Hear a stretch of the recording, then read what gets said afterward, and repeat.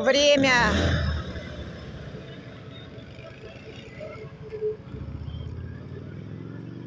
Вот таких вот тысячи по Москвабаду по ночам летают. Время 1:30.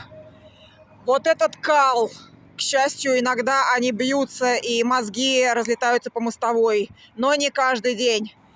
Вот этот кал, он будет за 5 минут только езды, а они часами ездят. Будет всю округу. Все должны не спать вот из-за этого шлака.